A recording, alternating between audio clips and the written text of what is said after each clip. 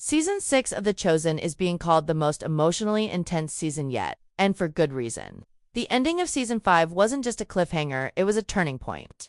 Judas, standing in the shadows with the mob behind him, kissed the teacher he once followed. That one moment, quiet and chilling, set into motion a storm that will tear through everything we thought we knew about this story. Season 6 opens with Jesus under arrest. The garden, once filled with prayer and sorrow, is now filled with torches and chains. And from this moment on, every step leads closer to the cross.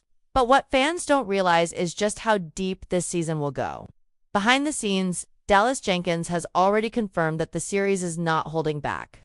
The arrest scenes have already been shot, and parts of the trial have been filmed, including moments with Pilate and Herod that are set to shake the foundation of what we've seen so far. And while the emotional weight of Season 5's final scenes still lingers, Jesus pleading in Gethsemane, the visions of Isaac, Ezekiel, and Joseph, and the disciples asleep in sorrow now move into darker, more painful territory. For the first time, we're going to see the public unraveling of Jesus, from the betrayal to the trial, from the beating to the crucifixion itself.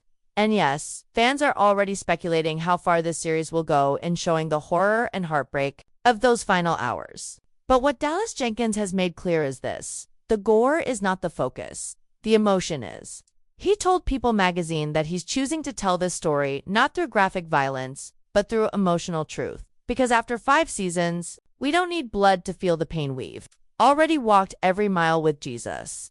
And that's what makes Season 6 so different, so haunting, so devastating. Because it's not just a story anymore, it's our story. And it's about to break our hearts. Asterisk, the heartbreak begins not with the nails, but with the silence of those who once stood beside him.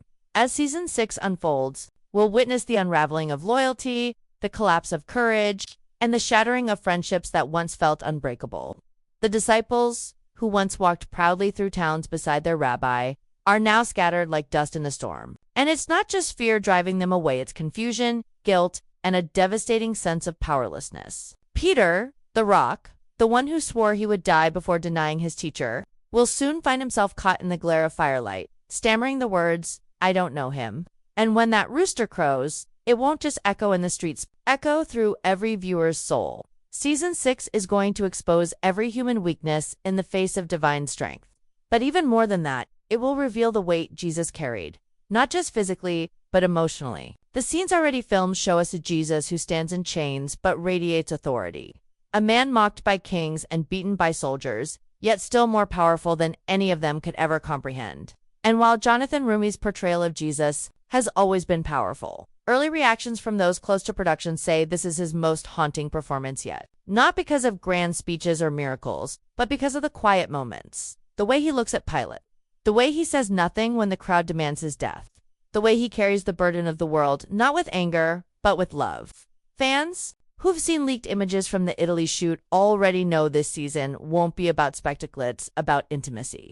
The intimacy of suffering, of sacrifice, and of surrender. We've seen Jesus heal the blind, raise the dead, and calm the storm.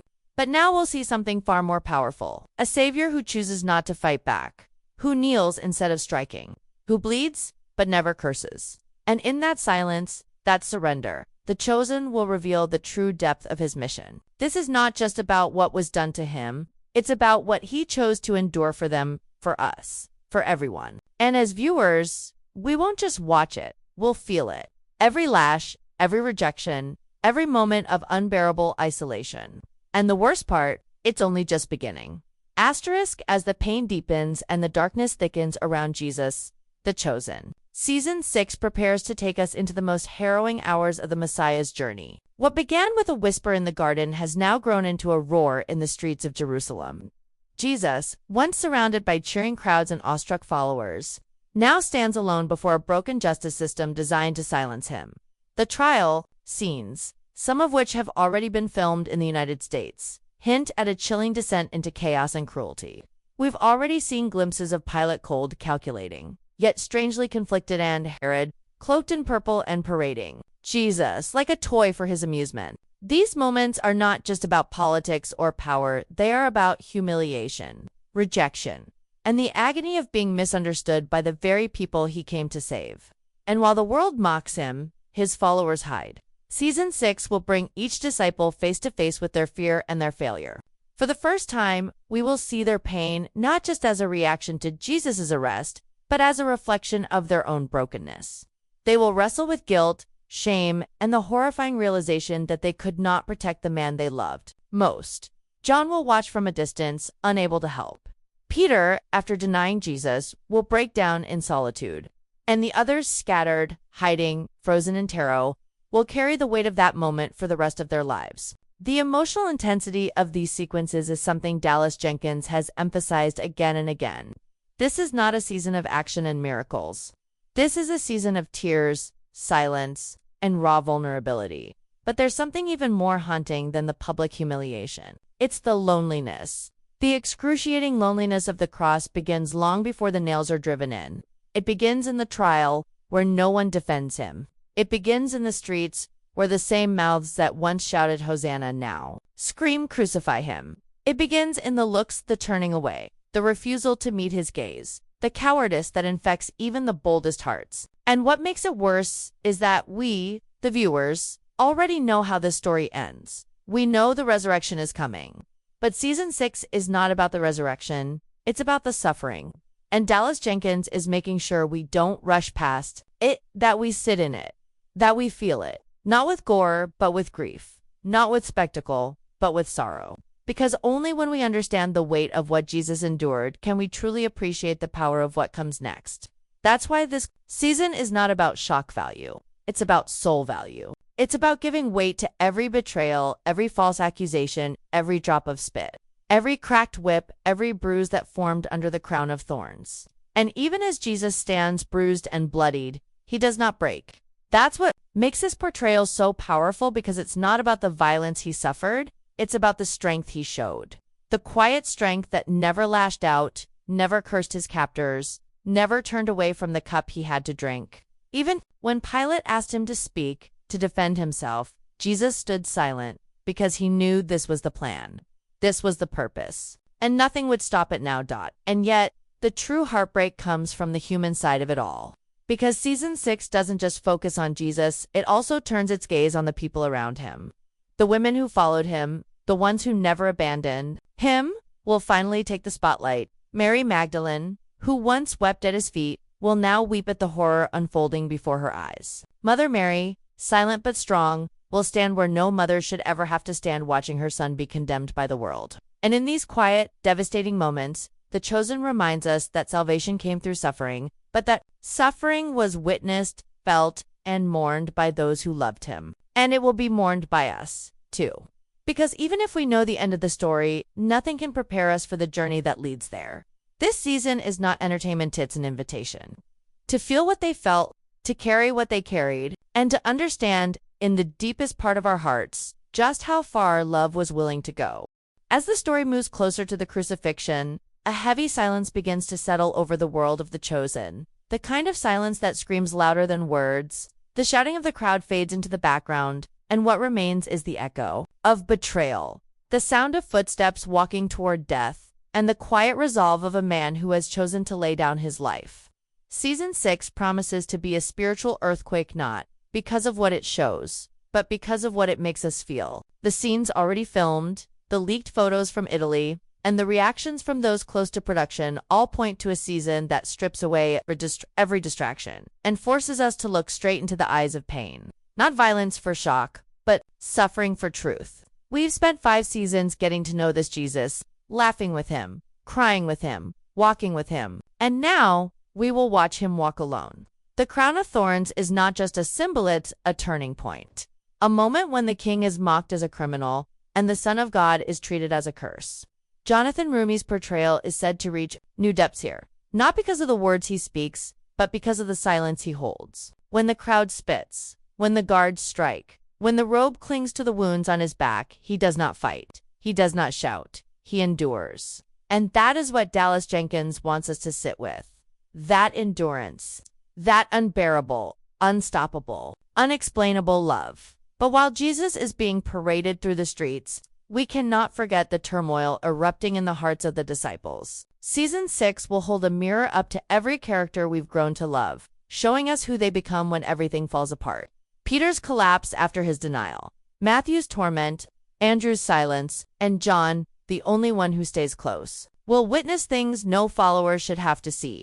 These are not just apostles, they're broken men, grieving boys, shattered followers who thought the story would end differently. They thought the kingdom was near. They thought he would reign, and now they're watching him be crushed. Their dreams, their faith, their hope, it's all hanging on a cross they can't stop. And yet, in the midst of their confusion, we will see a shift? A quiet, slow, heartbreaking shift from fear to understanding, from running to watching, from hiding to standing still in the presence of unspeakable pain. It's not courage, yet it's too early for that, but it's something else, something raw, something sacred, something only suffering can awaken. We can't ignore the women. If the men in this season are broken by fear, the women are held together by faith. Mother Mary, Mary Magdalene, Joanna, and the other women who followed Jesus, they do not run. They do not deny. They do not hide. While the men wrestle with guilt and shame, the women stand at the foot of the cross. And in season 6, we will finally see their strength not just in the way they love Jesus, but in the way they hold each other up. This season is going to give us a new kind of power. Not the loud, violent kind, but the quiet power of love that refuses to leave, even when everything is being torn apart. And it's that love, that unflinching love, that will carry us through the crucifixion. Because what's coming is not just the death of a man, it's the breaking of the world. And it will take every ounce of faith to endure it. The crucifixion itself is being treated with the weight it deserves. Filmed over 3 weeks in Italy, the team approached it not as a moment of action, but as a sacred event. And while the images leaked may not show excessive blood, they do show something far more powerful: human agony. The wounds, the bruises, the weight of the cross, yes, it will all be there. But Dallas Jenkins has made it clear that what matters most is the emotional devastation, not how much pain we see, but how much we feel. And with 5 seasons of connection behind us, that pain will hit hard. This is not a reenactment. It's a reckoning. The weight of sin, the depth of love, the cost of redemption, The Chosen is not just showing it. It's asking us to live it, to sit with it, to let it crush us, so that when the resurrection comes, it can truly lift us. And that's why this season matters so much. Because in the darkness of Golgotha, we're not just watching history. We're watching our own hearts being exposed. Asterisk, but perhaps what makes The Chosen Season 6 even more powerful is not just what it will show us, but how it will linger with us long after the screen fades to black. The crucifixion is not simply a historical event. Being retold, it is the emotional climax of everything that has been building since episode 1. Every moment Jesus shared with his disciples, every miracle, every meal, every private conversation, all been leading here. And now, the final steps are being taken. Slowly, painfully, intentionally. The pacing of this season won't be rushed, because it can't be. Dallas Jenkins has spoken about this in interviews, about the responsibility he feels in portraying these final hours with honesty, reverence, and depth. And that's why the season is being structured in a way we've never seen before. Instead of 8 episodes, we're getting 6. And then, a full-length theatrical film focused entirely on the crucifixion. Not rushed into a single episode. Not squeezed between subplots, but given its own space to breathe, to ache, to devastate. Because some stories are too sacred to be told quickly, and this is one of them. But the wait for that moment when Jesus takes the cross, will be almost unbearable. Because season 6 is going to slow down time. It will sit in the tension, in the fear, in the disbelief. The 6 episodes leading up to the film will explore the trial, the mockery, the physical torture. But even more than that, the spiritual isolation. The betrayal of Judas was only the beginning. What follows is a cascade of abandonment. The people who once believed in him turn their backs. The religious leaders twist every word he ever spoke. Pilate, who sees the truth in Jesus' eyes, still chooses convenience over justice. And Jesus, who could have called down angels, chooses instead to remain silent. It's that silence that will haunt the viewers. Because in our world, silence usually means defeat. But in The Chosen, silence becomes the loudest declaration of love. Jesus doesn't argue. He doesn't defend himself. He stands, endures, and walks the path that no one else could bear. And that is where the heartbreak truly lies, not in the nails, but in the choice to suffer for people who don't deserve it. For us, Dallas has made it clear this will not be the passion of the Christ. It will not rely on extreme gore or unrelenting brutality to make its point. Instead, it will rely on us, on our memories, on our connection, on the 5 seasons of love we've already shared with this version of Jesus. We've watched him laugh, grieve, heal, and forgive. And now we will watch him suffer. That contrast, that emotional weight, will be far more devastating than any violent scene because it's personal. This isn't just a Messiah dying on a cross. This is our Jesus, the one we've followed, cried with, rooted for, the one who looked into the eyes of Mary Magdalene and called her by name, the one who smiled at Matthew when the world rejected him, the one who washed the feet of Peter even though he knew Peter would run. That Jesus, that same Jesus, is about to be stripped, mocked, and crucified. And no matter how much we brace ourselves for, it will break us. And yet, that's the point, isn't it? Season 6 is about breaking. It's about stripping away everything comfortable, everything easy, everything safe. Because the cross was none of those things. It wasn't beautiful. It wasn't noble. It was agony. And that agony is what this season is preparing us to face. Not for shock, not for drama, but for truth, for reality. Because love that doesn't cost anything isn't real love. And season 6 is going to show us exactly how much it cost. Not in gold or silver, but in blood, in silence, in shame, in surrender. And even as the film nears set to be released in theaters on March 12, 2027, we will still be processing what we've seen in the first 6 episodes. The agony in the garden, the betrayal, the trial, the lashes, the loneliness, all of it. Slowly building to the moment the sky goes dark and the veil is torn. But even as we prepare to witness the most painful part of this journey, there is a strange comfort in knowing that Dallas and the entire team behind The Chosen are treating it with the sacred weight it deserves. That they are not rushing it. That they are not sanitizing it, but also not exploiting it.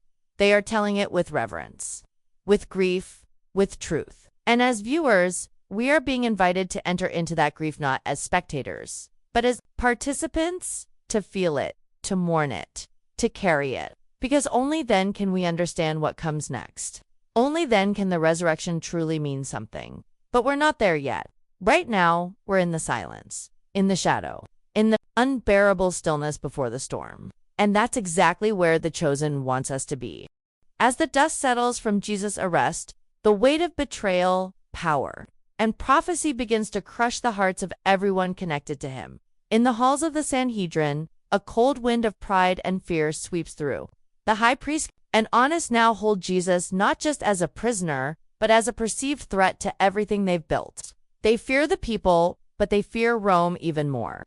Jesus is silent, yet his presence shatters their arrogance. They try to trap him with questions, twisted interpretations of the law, and forced accusations. But he doesn't resist. His silence speaks louder than their noise, and that silence begins to haunt even the most hardened hearts. Meanwhile, Peter is still reeling from his denial. His eyes, once filled with fiery loyalty, are now dimmed by shame.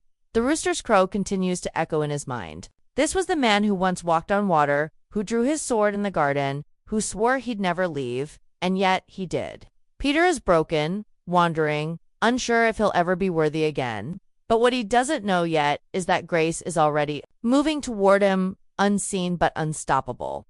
And Judas is unraveling. The silver coins that once felt like power now feel like poison in his hands. He sees Jesus dragged before men who call themselves holy, yet hunger for blood. Judas tries to undo what he's done, tries to return the money, tries to erase the guilt, but it's too late. The deal has been made. The kiss has been given. And the consequences are no longer in his control. He is haunted by what he's done. Not just by the betrayal, but by the realization that he never really knew Jesus at all. And that grief is heavier than anything he's ever carried. At the same time, Pilate the Roman governor is being dragged into a storm he didn't ask. For he doesn't know this man called Jesus, but he senses something different. He can feel the quiet strength in him, the calm in the chaos. Pilate is not a man of faith, but even he knows when something isn't right. And nothing about this trial feels right. Not the lies, not the fury, not the demands for crucifixion. The streets of Jerusalem are shifting. The same crowds that once followed Jesus are now being stirred into madness by voices of fear and control. The people wanted a Messiah to overthrow Rome, not a savior to die. Their expectations were built on earthly freedom, not eternal truth. And as Jesus stands silently before his accusers, heaven holds its breath. Everything is now in motion. The betrayal has happened. The denial has been spoken. The trial is underway. And every soul, whether near or far, will soon be forced to decide what they believe. Because what comes next will break history in two. It's no longer just a story about miracles. This is the beginning of the Passion. The road to the cross has begun, and nothing will ever be the same again.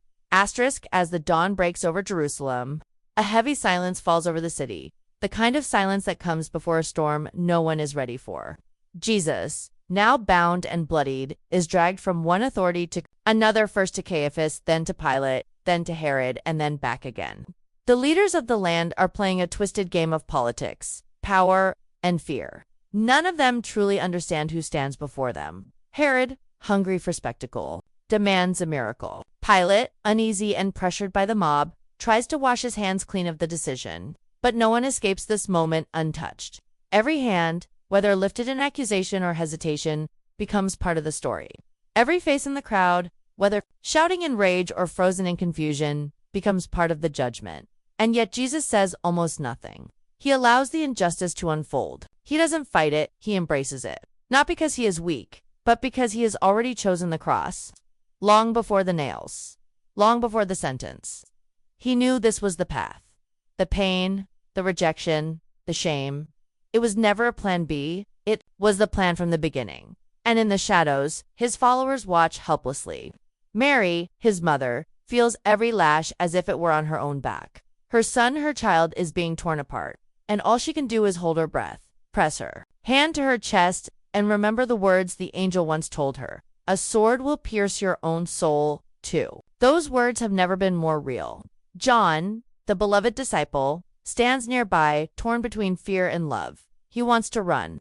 He wants to scream. But something in him knows he must stay. This is not the end of Jesus, it's the beginning of something even greater, though no one can yet see how. Across the city, Peter is alone, hiding, weeping. His denial has left him shattered. He's afraid to show his face. He's afraid of what he's become. But deep inside, a flicker of hope remains. Maybe Jesus meant what he said, that after all this, Peter would still have a role to play. But first, the darkest hour must come. And it comes quickly. The crowd, stirred by the priests, begins to demand blood. Crucify him. They shout louder and louder until the words drown out reason. Barabbas, a murderer, is released instead. And Jesus, innocent yet condemned, is handed over to die. The Roman soldiers waste no time. They mock him, beat him, spit on him. They weave a crown of thorns and press it into his head. They dress him in a purple robe and kneel before him in cruel sarcasm, pretending he's a king. But what they don't realize is he is a king, not just of Israel, not just of heaven, but of every broken heart, every lost soul, every moment that ever needed redemption. And then they lead him out. Up the hill to Golgotha, the place of the skull, the place where criminals die. The crowds follow, some weeping, some jeering, most just watching, trying to understand what kind of man would let this happen to himself. And even then Jesus continues to give. He looks at the women crying for him and tells them not to weep for him, but for themselves and their children. He forgives the soldiers nailing him to the cross. He speaks love even as the blood pours from his hands and feet.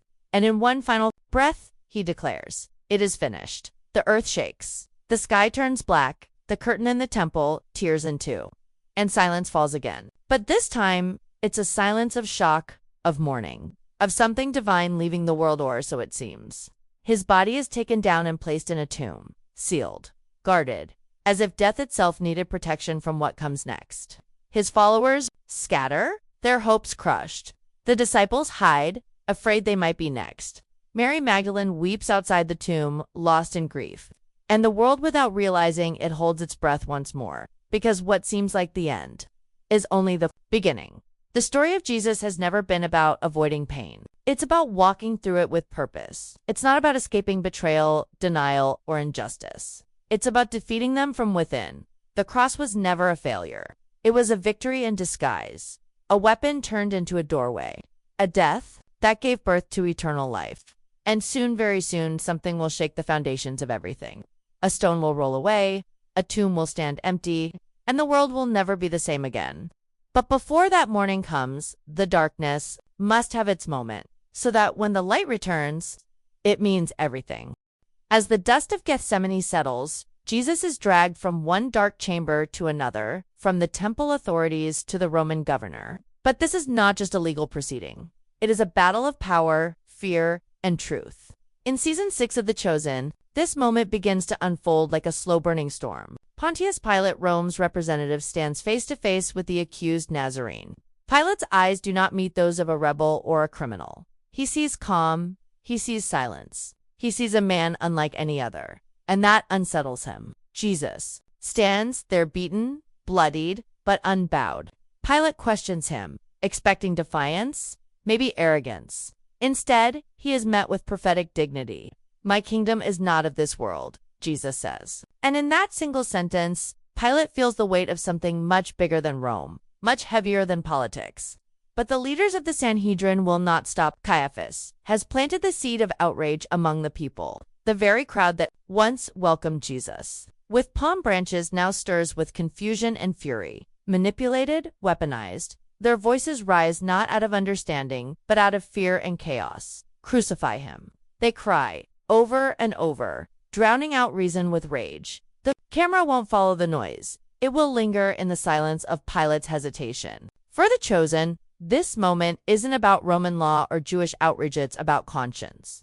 Pilate's wife warns him in a whisper, "Have nothing to do with that righteous man." But the crowd grows louder. The Sanhedrin plays their final card: "If you let this man go, you are no friend of Caesar." The trap is set. Pilate is caught. And The Chosen shows us how power often bows to fear. As Pilate washes his hands, symbolizing his refusal to take blame, we realize the tragedy. Knows Jesus is innocent, but he lets him go to die anyway. This is the brutal turning point, not only in the trial, but in history. And the show will make us feel every second of it, not with spectacle, but with emotional weight. The agony isn't in what's said, it's in what's allowed to happen. Season 6 draws this tension tight. It paints Pilate not just as a villain, but as a man caught in the jaws of politics and prophecy. And through all this, Jesus remains silent. He doesn't argue, he doesn't plead. He stands like a lamb before the slaughter, and that silence says more than any defense ever could. It's not weakness, it's surrender, but not to man, to destiny. This section of The Chosen doesn't just retell the trial, it puts you there. It makes you feel the conflict inside Pilate, the fear among the disciples, the cold fury of the Sanhedrin, and the broken cries of the crowd that doesn't know what it's doing. It makes you wonder, what would you have done in that moment? Would you have shouted, stayed silent, walked away? In this retelling, no one escapes without questions. No one leaves unchanged. And as Jesus is led away to be scourged, we understand we are not watching history. We are standing in the middle of it. And Season 6 makes that truth cut deep. Asterisk, there comes a moment in every story when time seems to stop. And in Season 6 of The Chosen, that moment begins when Judas Iscariot, filled with regret yet bound to his choice, walks away from the flickering firelight of the upper room. His steps echo like thunder through the night as he heads toward the chief priests, sealing the fate of the one man who called him friend. Judas was never just a traitor. He was a follower, a believer, a man torn between ambition and truth. And now, that ambition has cost him everything. Meanwhile, Peter, still reeling from Jesus' cryptic words at the Last Supper, begins to unravel. Fear starts to poison the very foundation of his faith.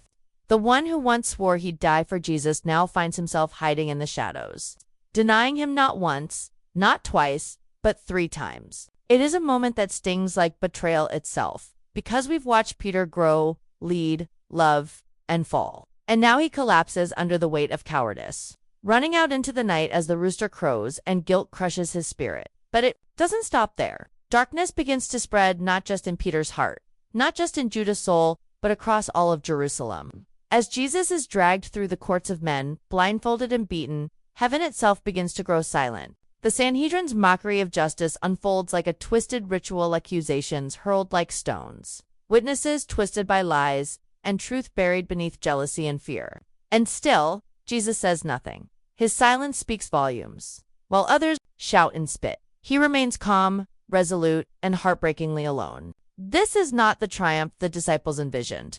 This is not the revolution they were promised. This is the unraveling of every hope they held on to. In this section of The Chosen, Season 6, we see how betrayal isn't just Judas' burden. It infects everyone. The disciples scatter like sheep without a shepherd. Mary, mother of Jesus, begins to sense a sorrow deeper than words can express. Even Pilate, soon to appear on the horizon, will find himself caught in the middle of something he can neither stop nor understand. But for now, the city holds its breath. The torchlight flickers, the whispers grow louder, and Jesus stands, bruised but unbroken, as the powers of this world close in around him. The tension is unbearable, the heartbreak is real, and The Chosen makes sure we feel every second of it. Because this is no longer just a story, it's a reckoning. And it's far from over. As The Chosen Season 6 moves toward its haunting final chapters, the weight of what's unfolding becomes almost unbearable. This is no longer just the story of a wandering rabbi from Nazareth who healed the sick and fed the poor. This is the crumbling of the world as his followers knew it. Jesus is taken, bound, bruised, mocked, and the very air around him feels like it's holding its breath. The trial is a farce. The crowds that once cried Hosanna now roar with bloodlust. Crucify him. Pilate, desperate to avoid blame, yet too cowardly to resist the pressure, washes his hands as if that could cleanse him of history's greatest injustice. And yet, Jesus remains calm. He does not fight. He does not plead. He carries the cross, step by step, toward a hill outside. The city walls. The Chosen forces us to walk that path with him slowly, painfully, tearfully. This is no dramatized retelling. This is emotional devastation in real time. As Jesus is lifted onto the cross, we see faces we've grown to love. Mary Magdalene, trembling but steady. John, the only male disciple who stays, eyes swollen with grief. And Mary, his mother, who looks up at her dying son with the strength born of divine sorrow. Peter is nowhere to be seen. Judas is already gone, lost in a valley of his own despair. The Roman soldiers do their jobs with cold efficiency, unaware that the man they're killing is the Son of God. And still, from the cross, Jesus speaks not words of hate or bitterness, but forgiveness. Father, forgive them, he says. Even as his life slips away, the sun darkens. The earth trembles. The veil in the temple is torn, and the world changes forever. But in the silence that follows, The Chosen doesn't let us forget the human cost. The disciples are broken, hiding, in fear, ashamed, and hopeless. Mary holds John's hand but says nothing. Thomas sobs in disbelief. Simon the Zealot questions everything he believed in. Matthew, always logical, now has no answers. These are not saints. They are shattered people trying to make sense of a reality that's collapsed around them. And yet, even in this darkness, something begins to stir.